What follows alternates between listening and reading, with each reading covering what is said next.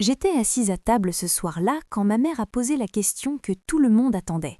Elle regardait mon frère avec ce sourire particulier qu'elle réservait au moment de fierté familiale, celui qui rendait la pièce plus petite pour moi.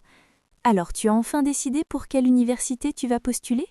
Mon frère a haussé les épaules avec cette désinvolture qu'il maîtrisait parfaitement, comme si les choix académiques n'étaient qu'une formalité pour lui. Ma tante Margaret, assise en face de moi, a immédiatement enchaîné avec cette voix douce qui portait toujours un sous-entendu. « Et toi, ma chérie, tu penses à un programme communautaire, peut-être ? C'est très bien aussi, tu sais. Pas tout le monde n'est fait pour les grandes universités. » J'ai souri poliment en coupant ma viande, laissant le silence absorber sa phrase. Personne n'a attendu ma réponse de toute façon. La conversation a rapidement dérivé vers les scores SAT de mon frère, ses activités parascolaires, son futur brillant. J'écoutais en hochant la tête au bon moment, parfaitement invisible dans ma propre maison. Ce qu'il ne savait pas n'était pas impressionnant, c'était juste quelque chose que je n'avais encore dit à personne. Cette invisibilité n'était pas nouvelle, elle s'était installée progressivement au fil des années, comme une ombre qui grandit lentement jusqu'à couvrir entièrement une pièce. Pendant que mon frère rapportait ses trophées sportifs et ses mentions honorables, je rapportais mes bulletins, que ma mère signait sans vraiment les regarder. « Très bien, ma chérie, » disait-elle distraitement avant de retourner à son téléphone ou à la préparation du dîner. Les A que j'accumulais semblaient moins brillants que les B de mon frère, comme si la valeur de nos résultats était mesurée sur des échelles différentes. Lors des réunions familiales, les oncles demandaient toujours à mon frère ses projets d'avenir, pendant qu'on me demandait si j'avais un petit ami ou si j'avais pensé à des métiers adaptés aux femmes. Ma cousine Sarah m'avait dit un jour, avec une sincérité désarmante, que j'avais de la chance de ne pas avoir la pression que subissait mon frère. « Tu peux juste être tranquille, faire ce que tu veux, sans qu'on attende grand-chose de toi », avait-elle dit en souriant. Je n'avais pas répondu, parce que je savais déjà quelque chose qu'elle ignorait complètement. Les nuits étaient devenues mon territoire secret. Quand la maison s'endormait et que les lumières s'éteignaient une à une, je restais éveillée sous ma lampe de bureau, entourée de manuels de mathématiques avancées et de livres de physique que j'avais empruntés à la bibliothèque. Mon frère regardait des séries dans sa chambre jusqu'à minuit, le son de ses éclats de rire traversant les murs fins de notre maison. Moi, je résolvais des équations différentielles et je mémorisais des formules de chimie organique. Personne ne me demandait pourquoi ma lumière restait allumée si tard. Personne ne frappait à ma porte pour vérifier si j'allais bien. Cette indifférence était devenue mon allié, un espace de liberté où je pouvais être ambitieuse sans jugement. Les forums d'étudiants en ligne étaient devenus ma vraie communauté, où des pseudonymes discutaient de stratégies d'admission et partageaient leurs angoisses. J'y passais des heures à lire des témoignages, à comprendre ce que les meilleures universités recherchaient vraiment. Ce que je construisais dans ce silence ne ressemblait à rien de ce que ma famille imaginait pour moi. Le jour où j'ai passé mon SAT, j'ai dit à mes parents que j'allais étudier chez une amie. C'était plus simple que d'expliquer, plus facile que d'affronter leurs questions ou leurs surprises polies. Mon frère avait passé le sien 3 mois plus tôt, avec toute une cérémonie familiale. Petit déjeuner spécial, encouragement, appel nerveux dans l'attente des résultats. Quand son score de 1200 était arrivé, ma mère avait pleuré de joie et mon père avait organisé un dîner de célébration. « C'est un excellent score », répétait ma tante Emma à qui voulait l'entendre. Moi, j'étais assise dans ce centre d'examen anonyme, entourée d'étrangers concentrés, remplissant des bulles sur ma feuille de réponse avec une précision méthodique. Les questions de mathématiques me semblaient presque faciles après tous ces mois de préparation solitaire. La section verbale exigeait de la concentration, mais j'avais lu suffisamment d'articles académiques pour reconnaître les structures de raisonnement. En sortant, je n'ai ressenti ni soulagement ni anxiété particulière. C'était juste une étape, un secret de plus à ranger dans ce tiroir mental où j'accumulais mes ambitions silencieuses. Ce score est resté dans mon compte en ligne pendant 2 semaines avant que je ne l'ouvre vraiment. Quand j'ai finalement cliqué sur le lien, assise dans ma chambre un mercredi soir ordinaire, le chiffre est apparu sur mon écran comme quelque chose d'irréel, 1580. Je l'ai fixé pendant plusieurs minutes, attendant que la page se recharge, que l'erreur se corrige. Mais le nombre restait là, stable, indiscutable. J'ai fermé l'ordinateur doucement, sans crier, sans courir dans le couloir pour annoncer la nouvelle. Dans le salon, j'entendais ma mère parler au téléphone de l'admission possible de mon frère dans l'université d'État locale, sa voix remplie de fierté anticipée. Mon père lisait son journal en hochant la tête de temps en temps. La vie de la maison continuait dans son rythme habituel, ignorant complètement le moment que je venais de vivre dans ma chambre. J'ai rouvert l'ordinateur, j'ai pris une capture d'écran, puis j'ai fermé l'onglet. Ce chiffre était à moi, uniquement à moi, et je n'étais pas encore prête à le partager avec un monde qui ne l'attendait pas.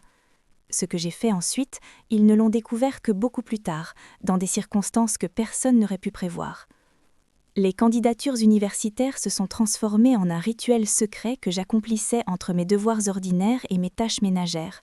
Pendant que mon frère remplissait ses dossiers sur la table de la cuisine, entouré de conseils parentaux et de vérifications multiples, je complétais les miens dans le silence de ma chambre, tard le soir. Les essais personnels me demandaient de parler de défis surmontés, de moments déterminants, de qui j'étais vraiment. J'écrivais sur cette invisibilité, sur ce que c'était de grandir dans une maison où l'intelligence féminine était considérée comme décorative plutôt qu'essentielle. Je ne mentionnais pas ma famille directement, mais les mots portaient cette vérité entre les lignes. Stanford, MIT, Yale, Princeton, j'ai postulé pour chacune d'elles avec la même application minutieuse que j'apportais à mes études. Les frais de candidature, je les payais avec l'argent que j'avais économisé en gardant des enfants et en donnant des cours particuliers à des élèves plus jeunes. Chaque dossier envoyé était une bouteille à la mer, lancée vers un horizon que personne autour de moi ne pensait à m'apporter. Mon frère parlait constamment de ses candidatures, analysant ses chances, comparant les programmes.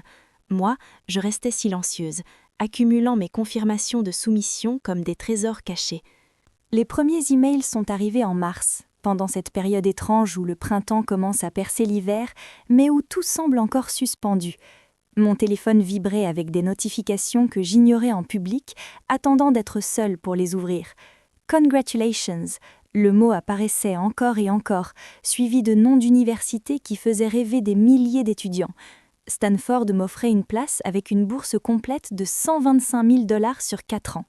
MIT mentionnait mon profil exceptionnel et proposait un package financier généreux. Yale parlait de mon potentiel de leadership académique. Je lisais ces emails dans ma chambre, assise sur mon lit, le téléphone tremblant légèrement dans mes mains.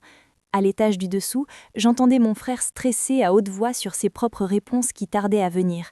Ma mère le rassurait avec cette douceur maternelle que je connaissais bien, lui promettant que tout irait bien, qu'il était intelligent et méritait le meilleur. Je sauvegardais mes emails d'admission dans un dossier privé et je descendais dîner comme si de rien n'était. Personne ne remarquait le léger sourire que je portais désormais, cette lueur discrète de quelqu'un qui connaît un secret magnifique. Le dîner de mi-avril a marqué un tournant que je n'avais pas anticipé. Mon frère venait enfin de recevoir son admission dans l'université d'État et ma mère avait préparé son plat préféré pour célébrer. Toute la famille élargie était présente. Margaret, Emma, Jessica, même ma grand-mère qui venait rarement. La table débordait de nourriture et de congratulations bruyantes. Mon frère rayonnait, acceptant les compliments avec une humilité feinte qui le rendait encore plus sympathique. « C'est le début d'une belle carrière », disait mon oncle en levant son verre. Ma tante Jessica s'est tournée vers moi avec ce regard de pitié bienveillante que je détestais particulièrement. « Et toi, ma belle, tu as pensé à ce que tu vas faire ? Peut-être une formation d'infirmière ou quelque chose dans l'éducation ?» La table s'est tue un instant, tous les regards convergent vers moi avec cette curiosité polie qu'on réserve aux sujets secondaires. J'ai coupé un morceau de poulet, mâché lentement, avalé avant de répondre. J'ai reçu quelques propositions aussi. Ma voix était calme, presque indifférente. Ce que j'ai ajouté ensuite a changé l'atmosphère de la pièce d'une manière que je ressens encore aujourd'hui. Stanford m'a accepté avec une bourse complète. MIT aussi. Yale a proposé un package intéressant. Les mots sont sortis sans emphase particulière, comme si je parlais de la météo. Le silence qui a suivi était d'une qualité différente, dense et inconfortable. Ma mère a arrêté son geste, sa fourchette suspendue entre l'assiette et sa bouche. Mon père a froncé les sourcils, cherchant la blague ou le malentendu. Mon frère me regardait comme si je venais de parler une langue étrangère. Margaret a été la première à rire nerveusement. « Mais voyons, tu n'as même pas postulé, n'est-ce pas ?» Sa question sonnait plus comme une affirmation, une correction de la réalité. J'ai sorti mon téléphone, calmement, et j'ai fait défiler mes emails d'admission, tournant l'écran vers la table. Les logos des universités, les lettres de félicitations, les chiffres des bourses, tout était là, indéniable. Jessica a pris mon téléphone, a lu en silence, puis l'a passé à Margaret qui l'a passé à ma mère. Le téléphone a fait le tour de la table comme une pièce à conviction dans un procès dont j'étais à la fois l'accusé et le juge. Ce moment de validation n'avait pas le goût que j'avais imaginé dans mes fantasmes nocturnes. Ma mère a finalement parlé, sa voix étrangement plate. « Pourquoi tu n'as rien dit ?» Ce n'était pas une question de célébration, mais presque un reproche, comme si mon silence avait été une transgression. J'ai haussé les épaules, reprenant mon téléphone. Je ne savais pas que c'était important de le mentionner. Le mensonge était transparent, mais nécessaire. La vérité, que je n'avais pas partagée parce que personne n'avait jamais vraiment demandé, parce que mon succès n'avait jamais semblé être une possibilité dans l'esprit de quiconque, aurait été trop violente à articuler. Mon frère s'est levé brusquement, marmonnant quelque chose sur un appel à passer. Les félicitations qui ont suivi étaient mécaniques, forcées, teintées d'une confusion qui ressemblait presque à du ressentiment. « C'est merveilleux, vraiment », disait Emma, mais ses yeux ne souriaient pas. La célébration prévue pour mon frère s'est désintégrée doucement, chacun trouvant une excuse pour partir plus tôt que prévu. En nettoyant la cuisine plus tard, ma mère m'a demandé si j'étais sûre de ces emails, si ce n'était pas une erreur ou une arnaque. J'ai acquiescé en silence, rangeant les assiettes dans le lave-vaisselle. Ce doute dans sa voix m'a appris quelque chose que je n'avais pas voulu voir auparavant. Les semaines suivantes ont été étrangement silencieuses. Mon admission n'a jamais été vraiment célébrée, jamais mentionnée aux réunions familiales suivantes. Quand des proches demandaient des nouvelles, ma mère parlait longuement de l'université de mon frère, puis ajoutait rapidement, presque en passant, « et elle a été acceptée quelque part aussi ». Ce « quelque part » effaçait Stanford, MIT, toutes ces institutions qui représentaient des années de travail acharné. Mon frère a commencé à éviter ma chambre, nos conversations devenant de plus en plus brèves et superficielles.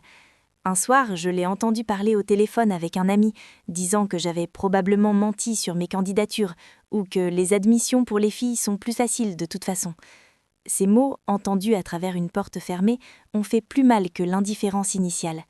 J'ai arrêté de mentionner mes bourses, mes interviews avec des professeurs, les emails de départements académiques qui me recrutaient activement. Ce silence volontaire était différent du premier. Ce n'était plus de la protection personnelle, mais une forme d'auto-effacement pour préserver une paix familiale déjà fragile. Ce que je gagnais en reconnaissance externe, je le perdais en connexion familiale, et l'équation ne semblait jamais s'équilibrer correctement. J'ai choisi Stanford finalement, après des semaines de réflexion solitaire. La décision n'a été discutée avec personne, signée et confirmée dans le silence de ma chambre un mardi soir. Quand j'ai annoncé mon choix au petit déjeuner, mon père a hoché la tête en demandant si j'étais sûre de pouvoir gérer un environnement aussi compétitif. Ma mère s'inquiétait de la distance, de la Californie si loin de notre maison de la côte Est. Personne n'a parlé de fierté, d'accomplissement, de ce que cette admission représentait réellement. Les mois avant le départ ont été fonctionnels.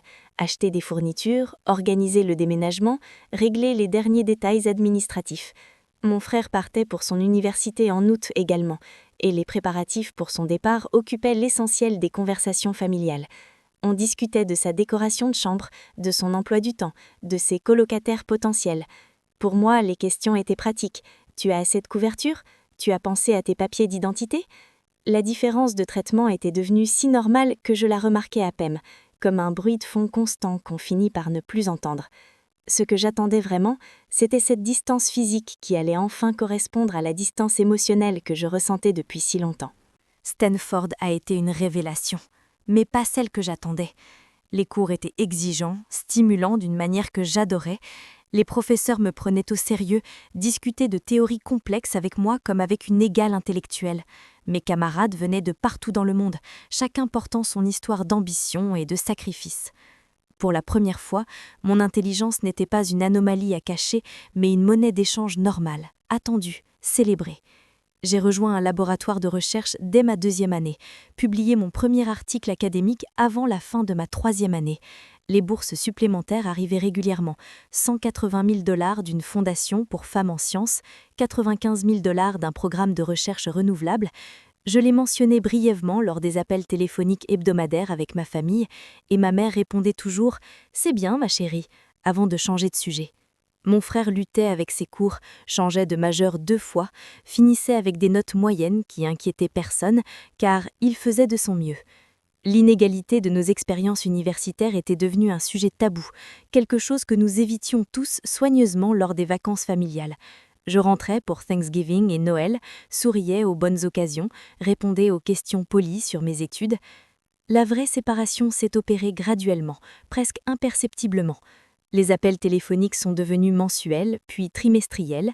Je passais mes étés dans des programmes de recherche plutôt qu'à la maison. Ma graduation avec les honneurs Phi Beta Kappa n'a été vue par personne de ma famille.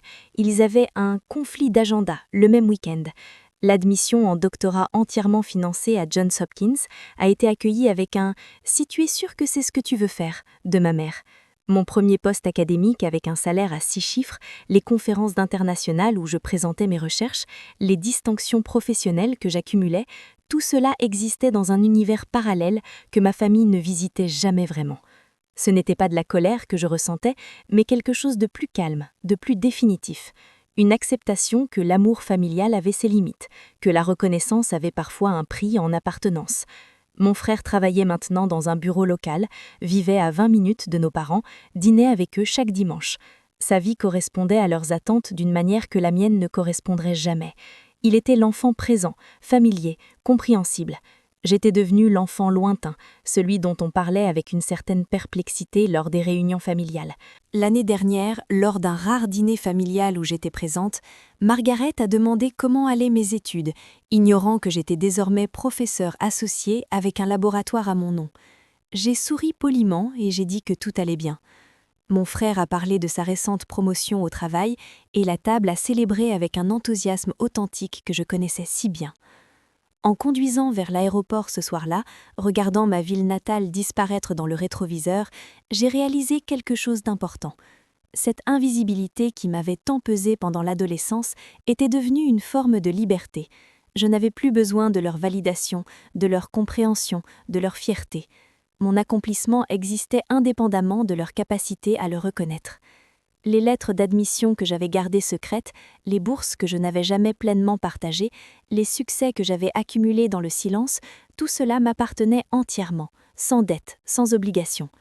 Ce que quelqu'un avait dit ou non dit pour moi à l'admission n'avait finalement aucune importance.